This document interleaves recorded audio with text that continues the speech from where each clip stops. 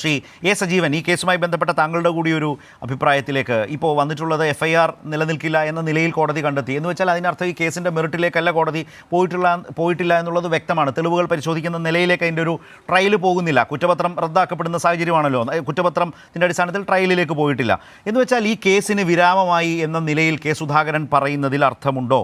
K സുധാകരനുമേൽ അദ്ദേഹത്തിന് മേൽ ചൂഴ്ന്നു നിൽക്കുന്ന ഗുരുതര ആരോപണങ്ങൾ, അദ്ദേഹത്തിൻ്റെ പങ്കാളിത്തം സംബന്ധിച്ച പ്രബലമായ ബോധ്യം കേരളത്തിൽ വളരെ ശക്തമായ ഒരു വലിയ വിഭാഗത്തിനുണ്ട് ഇപ്പോഴും.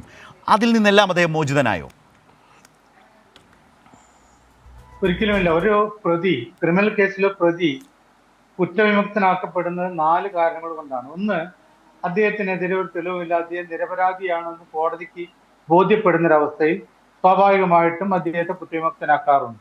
രണ്ടാമത്തെ കാര്യം, വേണ്ടത്ര തെളിവുകൾ കൊണ്ടുവന്നിട്ട് സ്ഥാപിക്കാൻ പ്രോസിക്യൂഷന് കഴിഞ്ഞില്ല എങ്കിൽ അത് പ്രോസിക്യൂഷന്റെ പരാജയം, പ്രോസിക്യൂഷന് ഈ പ്രതിയുടെ മേലുള്ള കുറ്റം സ്ഥാപിക്കാൻ കഴിഞ്ഞില്ല എന്ന് പറഞ്ഞുകൊണ്ട് തന്നെ കോടതി കുറ്റവിമുക്തനാക്കും.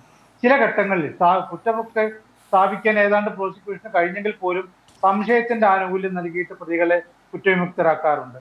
നാലാമത്തേത് സാങ്കേതിക കാര്യമാണ്. ഇപ്പൊ ഇവിടെ ജിൻഡോ ആവർത്തിച്ച് പറഞ്ഞ് നേരത്തെ കണ്ടംപ്റ്റ് ഓഫ് കോർട്ട് ആവുന്നുള്ള രീതിയിലൊക്കെ അദ്ദേഹം പറഞ്ഞു. അദ്ദേഹം എന്താണ് അങ്ങനെ പറഞ്ഞത് കാര്യം എനിക്കറിയില്ല. സത്യത്തിൽ ഇതിൽ കണ്ടംപ്റ്റ് ഓഫ് കോർട്ട് എങ്ങനെയാണ് ആവുക? കാരണം കോടതി ഇക്കാര്യത്തിൽ ഇപ്പോൾ സുധാകരനെ അക്യൂറ്റ് ചെയ്യുന്നതിന് കൃത്യമായ കാരണം പറഞ്ഞിട്ടുണ്ട്. അത് ഒരു കേസിൽ 2 FIR നിലനിൽക്കില്ല എന്നുള്ള സാങ്കേതിക കാരണം മാത്രമാണ്. അതായത് ഈ സുധാകരൻ കുറ്റം ചെയ്തിട്ടുണ്ടോ ഇല്ലയോ എന്നുള്ള കാര്യം കോടതി പരിശോധിച്ചിട്ടില്ല. കോടതി ആകെ നോക്കുന്നത് ഇപ്പോൾ തങ്ങളുടെ മുമ്പിൽ എത്തിയിട്ടുള്ള ഈ കേസിൽ അത് സാങ്കേതികമായിട്ട് ശരിയാണോ, അംഗീകരിക്കാൻ പറ്റുന്നതാണോ അല്ലയോ എന്നുള്ളതാണ്. അത് നേരത്തെ വിചാരണ കോടതിയിൽ വന്ന സമയത്ത് ഇതേ രീതിയിൽ പരിശോധിച്ചു, കേസുമായി മുന്നോട്ടേക്ക് പോവാന്ന് പറഞ്ഞു. അതിനെതിരെയുള്ള അപ്പീലിലാണ് ഇപ്പൊ ഈ രീതിയിൽ വരുന്നത്. അപ്പൊ സ്വാഭാവികമായിട്ടും ആ ഒരു സാങ്കേതിക പ്രശ്നം മാത്രമാണ്.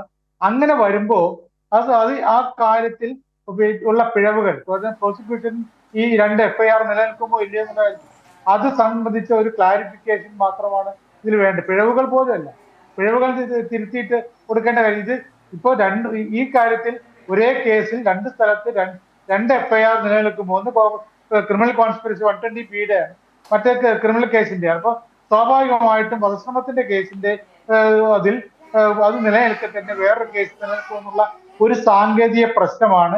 അത് തീർച്ചയായിട്ടും താങ്കൾ പറഞ്ഞ പോലെ മേൽക്കോടതി അംഗീകരിക്കുമോ ഇല്ലയോ എന്നുള്ളതാണ് നോക്കേണ്ടത്. സുപ്രീം കോടതി വരെ പോകാനുള്ള അധികാരമുണ്ടല്ലോ, അവകാശമുണ്ടല്ലോ. സ്വാഭാവികമായിട്ടും അതുവരെ പോകുന്നവരെ കുറ്റവാളിയാണോ അല്ലയോ എന്നുള്ള ചോദ്യത്തിന് അവിടെ പ്രസക്തിയില്ല. ഇപ്പോഴത്തെ കാര്യത്തിൽ ഈ സാങ്കേതികതയുടെ പേരിൽ മാത്രമാണ് ഇവിടെ സുധാകരനെതിരെ കേസുമായി മുന്നോട്ടേക്ക് പോകുന്ന കോടതി ഒരു തടസ്സം വെച്ച് നിന്നിട്ടുള്ളത്. അത് സ്വാഭാവികമായിട്ടും ഇന്ന് EP ജയരാജൻ പറഞ്ഞ പോലെ താൻ സുപ്രീം കോടതി വരെ പോകുമെന്ന് പറഞ്ഞിട്ടുണ്ട്. സംസ്ഥാന സർക്കാർ പോകണമെന്ന് അദ്ദേഹം അഭ്യർത്ഥിച്ചിട്ട് ഇതൊരു സാങ്കേതിക പ്രശ്നം വന്നു കഴിഞ്ഞാൽ അതിൽ തീർച്ചയായിട്ടും പ്രോസിക്യൂഷൻ അതുമായിട്ട് ബന്ധപ്പെട്ട് പോകും, മേൽക്കോടതിയിലേ പോകും എന്നുള്ള കാര്യത്തിൽ സംശയമില്ല. പക്ഷെ ഇതിന്റെ അർത്ഥം ഇവിടെ സുധാകരന്റെ ഭാഗത്ത് അദ്ദേഹം ഒരു തെറ്റും ചെയ്തിട്ടില്ല. നേരത്തെ ഞാൻ പറഞ്ഞ പോലെ ആദ്യത്തെ രീതിയിൽ കുറ്റവിമുക്തനാക്കുന്ന പോലെ പ്രതി ഒരു തരത്തിലും കുറ്റക്കാരനല്ല, അദ്ദേഹത്തിനെതിരെ കള്ളക്കേസ് കെട്ടിച്ചമച്ചാണ് എന്ന് കോടതിക്ക് തോന്നിയിട്ടല്ല ഈ കേസിൽ സുധാകരനെതിരെ ഈ തരത്തിലെ കുറ്റം ചാർത്തേണ്ട എന്ന രീതിയിൽ കോടതിയുടെ ഭാഗത്ത് നിന്നുണ്ടായിട്ടുള്ള ഉത്തരവ്.